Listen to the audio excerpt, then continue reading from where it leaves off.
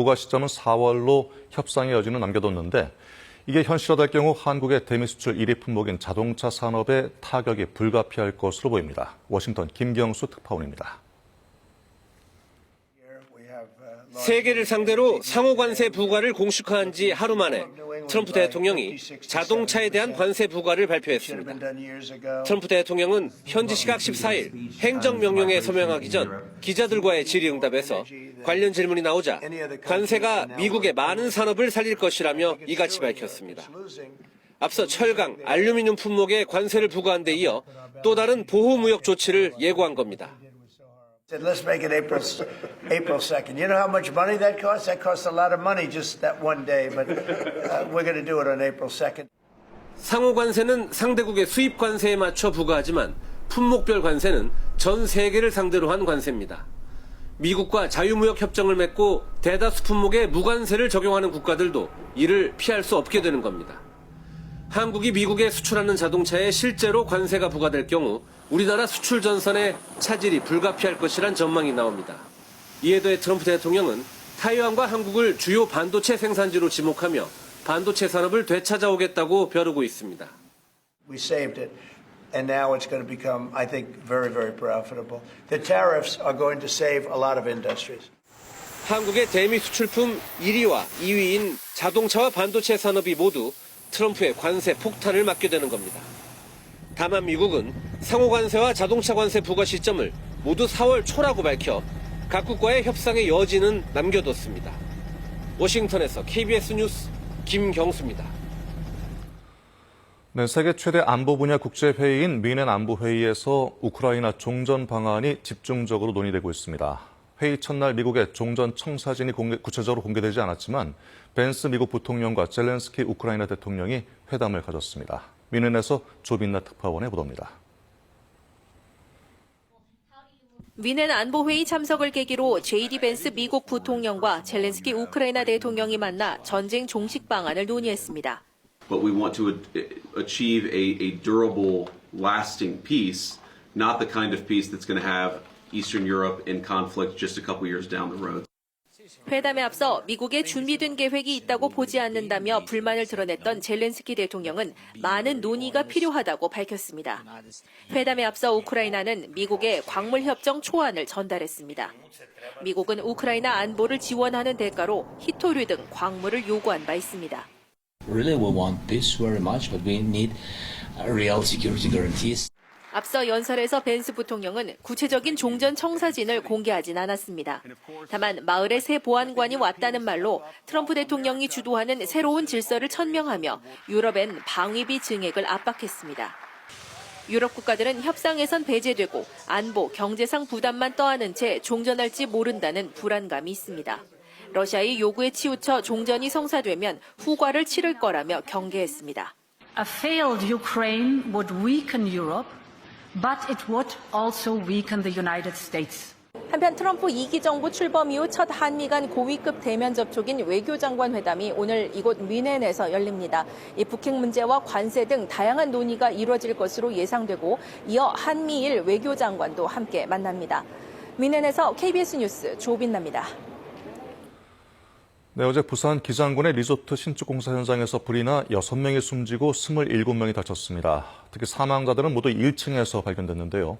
외부와 통하는 1층에서 미처 탈출하지 못한 것은 건물 내부 곳곳에 쌓아둔 내장재 때문인 것으로 추정됩니다.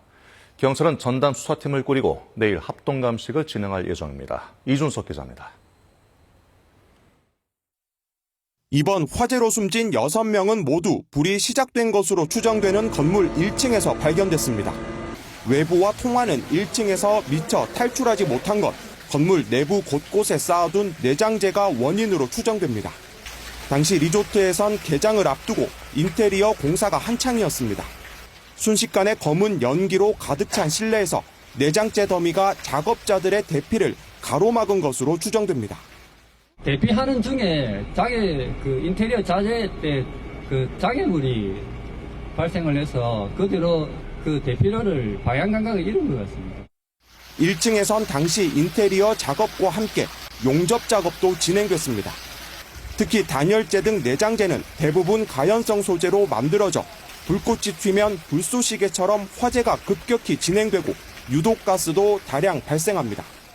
불에 잘 타는 재료들이고 다량의 유독가스를 방출하는 그런 특성을 가지고 있는 화재가 많은 상태에서 화재가 났기 때문에 또 신축 공사장인 만큼 스프링클러 등 소방시설이 정상적으로 작동했는지도 밝혀야 할 대목입니다.